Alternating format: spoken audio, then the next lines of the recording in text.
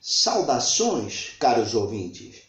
Vamos ter agora uma conversa confidencial e sincera sobre a honestidade e a desonestidade.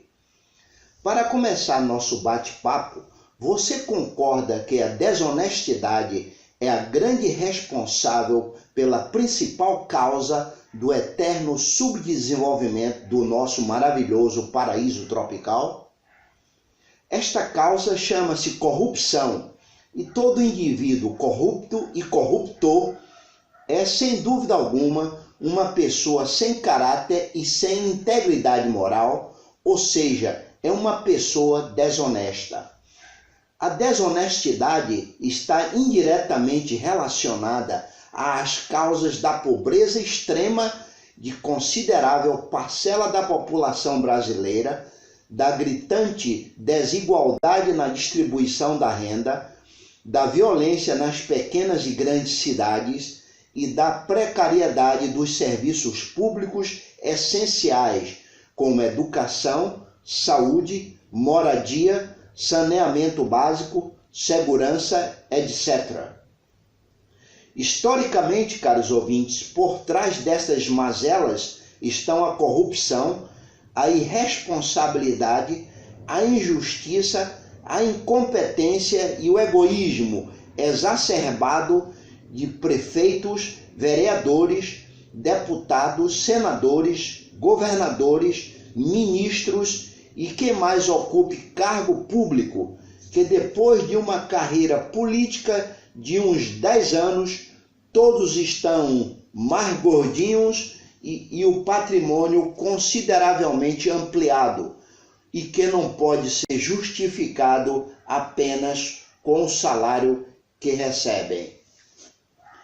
Eis aqui um exemplo revoltante que continua ocorrendo atualmente no Brasil.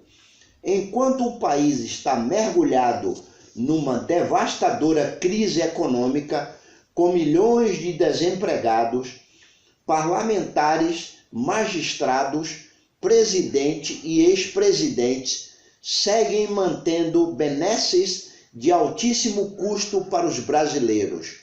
Somos campeões mundiais em conceder benefícios injustificáveis a centenas de milhares de funcionários públicos desonestos e incompetentes. Não devemos esquecer, caros ouvintes, que os políticos, magistrados, funcionários públicos, empresários e pastores trapaceiros e mentirosos não são marcianos, não vieram de outra galáxia. São como eu e todos vocês que estão me ouvindo agora e os outros milhões de brasileiros. São pessoas saídas do seio da sociedade e é dela que trazem consigo a propensão de tolerar e até desejar a corrupção, a mentira e a trapaça. Todos esses maus brasileiros que fazem parte da nossa cleptocracia, ou seja, governo de ladrões, não são o diabo em pessoa, como alegam os fanáticos religiosos. São mortais de carne e osso como nós, têm a mesma história comum, vieram, enfim, do mesmo lugar que os outros brasileiros. Assim como o policial desonesto que toma dinheiro para não multar, desonesto ele que toma, pilantra nós que damos. Assim como o parlamentar que, ao empossar-se, cobre-se de privilégios nababescos sem comparação a país algum. Há uma cultura de mediocridade e desonestidade ao nosso redor que apresenta as 10 características seguintes. Ouça cada uma delas, caros ouvintes, com atenção e veja se você concorda.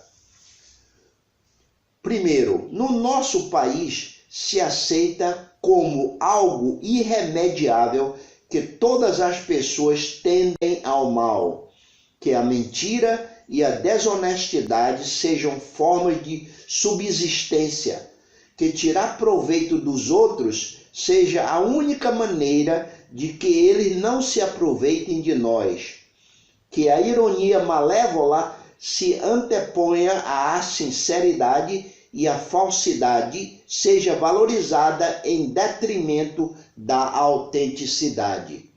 Segundo, o estudo e a educação, assim como o trabalho produtivo, são considerados como atividades não prazerosas e até desagradáveis. Terceiro, o trabalho infantil é naturalmente aceito como pretexto para a melhoria da renda familiar ou é usado como desculpa para evitar a marginalização das crianças. Quarto, técnicos e jogadores de futebol profissionais que, na sua grande maioria, são analfabetos ou semi-analfabetos ou possuem baixo grau de escolaridade, ganham salários astronômicos e são tratados como deuses, enquanto os abnegados professores ganham salário de fome e são tratados indignamente como se costuma tratar os cachorros vira-latas. Há uma trágica indiferença da população brasileira para as coisas erradas e mal feitas, que pode ser observada em qualquer lugar do país. Sexto, os méritos ou o esforço de cada cidadão valem pouco em comparação com as amizades ou a origem familiar. É o famigerado QI que indica. Sétimo, ao assistir os noticiários da mídia, a impressão que se tem é de que nenhum criminoso ou político ladrão do nosso país é culpado ou responsável pelos seus atos. Oitavo, se aceita a ideia de que tudo é permitido, que não há princípio moral válido e que o oportunismo é o único princípio diretor da vida.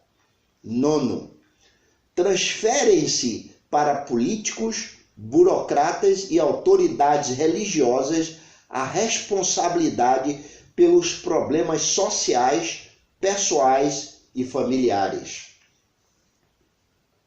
Décimo e último, impera na sociedade brasileira a famigerada Lei de Gerson, em que o fim é obter vantagem em tudo. O meio utilizado não faz diferença se é honesto ou ilegal.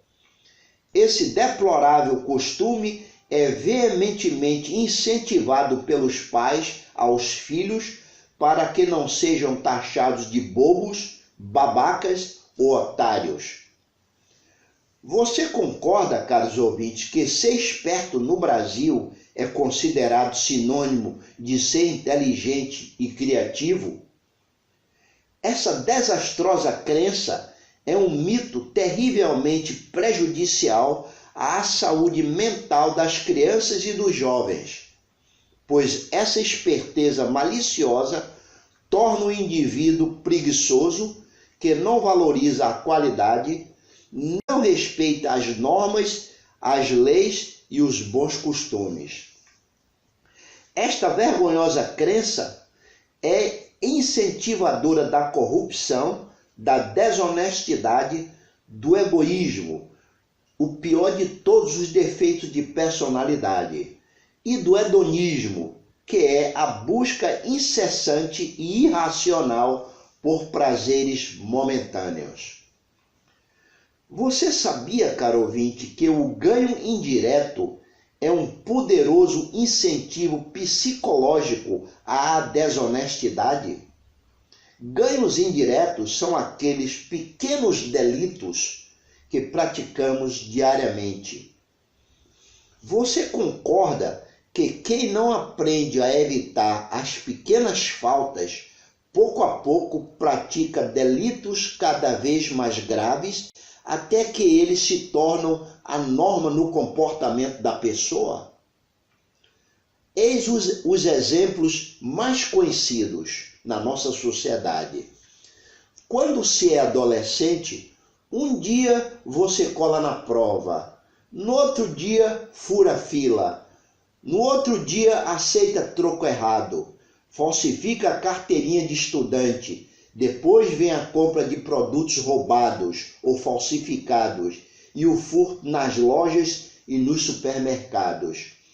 Quando se torna adulto, você estaciona em vaga de deficiente, apresenta atestado médico falso, depois vem o roubo de TV a cabo, o suborno da autoridade, a sonegação de impostos, a lavagem de dinheiro, o desvio de verbas, o estelionato, o tráfico de influência e o que mais se possa imaginar de trambique ou falcatrua. Uma parte de nós insiste automaticamente que somos honestos, sem mesmo avaliar o que estamos fazendo ou afirmando. Quando surpreendemos uma criança fazendo algo errado, é mais do que provável que as suas primeiras palavras balbuciadas serão: "Não fui eu". Nossas crianças e adolescentes aprendem a mentir vendo e ouvindo diariamente os péssimos exemplos dos adultos em casa, na TV e na rua. Antes se pensava que a honestidade era uma questão de educação, mas o que costumamos ver são pessoas de todas as idades, homem ou mulher, agindo desonestamente. Pessoas que supostamente foram bem educadas em escolas de alto padrão. Você está de acordo, caro ouvinte, que há algo de errado com um país onde quem age honestamente vira notícia de primeira página? Vivemos tentando nos convencer de que somos um povo ordeiro, gentil, trabalhador e honesto. Você concorda, caro ouvinte, que cada dia que passa fica mais difícil acreditar neste mito? Fica cada vez mais difícil não reconhecer que somos um povo desonesto, que usa a gurulatria e a crença religiosa como um narcótico para fugir da responsabilidade de criar condições que resultem na própria felicidade? Com as devidas exceções, somos um povo desonesto que adora viver de aparências.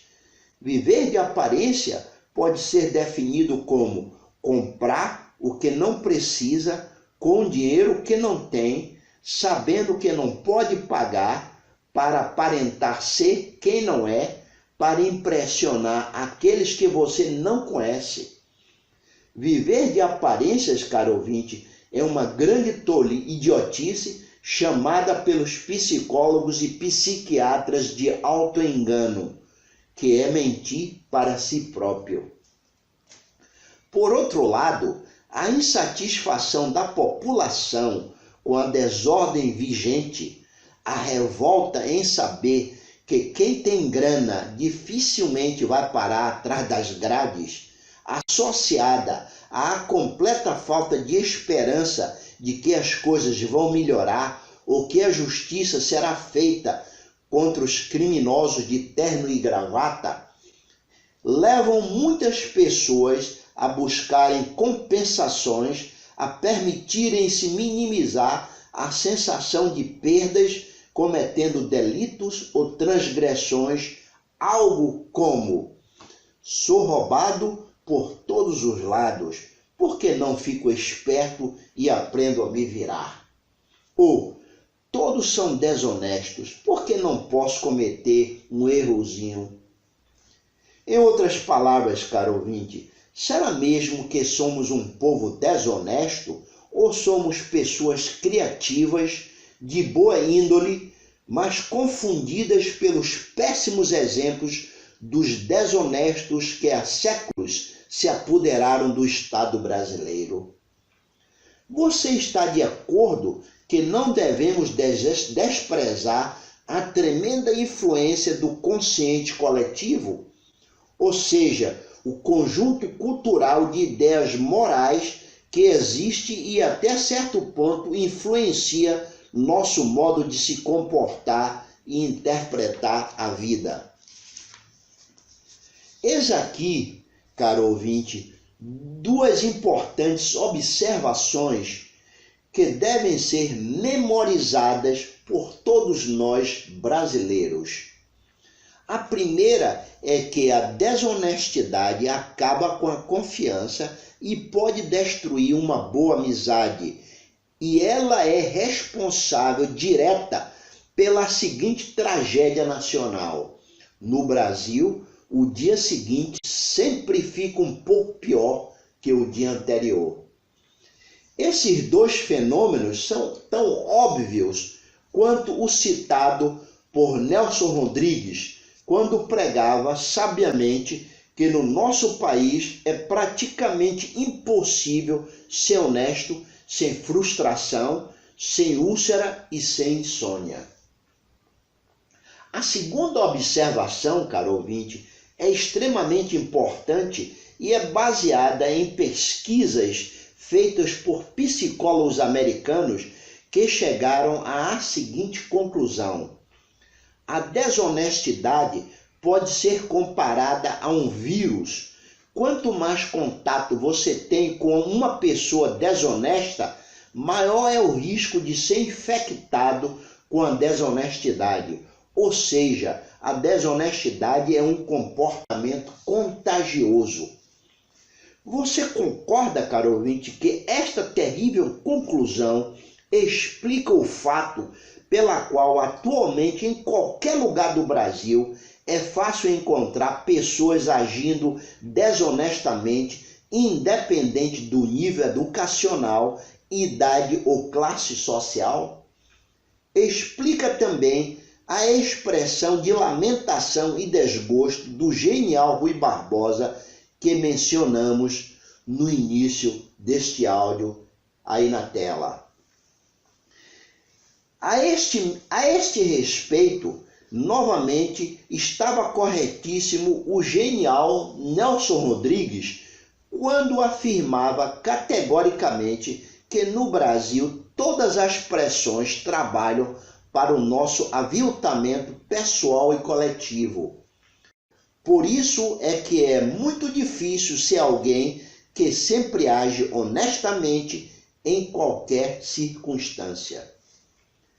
Em sua opinião, de crítico contundente da nossa cultura de mediocridade, o brasileiro, independente da raça ou classe social, quando não é canalha na véspera, é canalha no dia seguinte ou vai agir como canalha algum dia no futuro. Achava Nelson Rodrigues que este jeito de ser era uma questão cultural, que nós somos desse jeito mesmo, ladravazes por formação e tradição. Ora, sejamos sinceros, caros ouvintes, diante de tantas evidências, seria lícito arvorarmos para nós a condição de um povo honesto? E como mudar essa situação? Será que isso é possível? Ouça agora com a máxima atenção e veja como você pode ficar imune a esse perigoso vírus da desonestidade. Primeiro, é importante que você saiba o seguinte: poucas pessoas na sociedade assumem a responsabilidade sobre si de tudo o que está acontecendo em suas vidas. Sendo assim, e de um modo geral, há 3 tipos de pessoas. O primeiro tipo são as que vivem como espectadoras, assistindo passivamente os acontecimentos de suas vidas, pois se sentem impotentes, reféns diante dos problemas. O segundo tipo são as que vivem revoltadas, queixando-se, entrando na vitimização, culpando e responsabilizando as outras pessoas, seus pais, o governo, a economia e a vida por sua infelicidade. O terceiro tipo são aquelas que fazem as coisas acontecerem, ou seja, não ficam remoendo o passado, culpando ou responsabilizando as pessoas, os fatos, ou mesmo adotando uma postura fatalista, conformista diante dos insucessos da vida. As pessoas que se enquadram no terceiro tipo focam sua atenção na oportunidade e na solução, e não nos problemas e nem na crise. São honestas consigo mesmas e possuem virtudes tais como cooperação, vontade sincera de compartilhar, determinação, perseverança, amizade, paciência, compaixão, empatia, integridade moral e coragem. Eis aqui todas essas qualidades, caros ouvintes, além de imunizar a pessoa contra o perigoso vírus da desonestidade, dão a ela um imbatível poder pessoal e a coragem de arriscar-se e sair da zona de conforto, descobrindo e transpondo seus limites. Eis aqui uma ótima notícia. Buscamos pessoas que se enquadram neste terceiro tipo, e que querem desenvolver novas habilidades e competências. Se você, caro ouvinte, gosta de desafios, superação e desenvolvimento contínuo, então você gostará de participar de nossa equipe. Vou concluir este áudio matador com uma mensagem de otimismo e esperança. É agora ou nunca, prezado ouvinte. Para maiores esclarecimentos sobre como tirar proveito dessa tremenda oportunidade para realizar seus sonhos e ter uma aposentadoria digna, contate-me agora pelo seguinte e-mail: geraçãomudabrasil@gmail.com, ou me mande a seguinte mensagem pelo meu WhatsApp 7198-514-7304. Dan Herman, estou muito interessado ou interessada em saber como sua equipe, a Lead Gold, pode me ajudar em meio a essa crise, usando sua fórmula matadora e infalível para o sucesso financeiro. Veja meus outros 3 canais de comunicação mostrados aí na tela: o meu Quality, o meu blog e a minha página de captura. Muito grato pela sua valiosa atenção.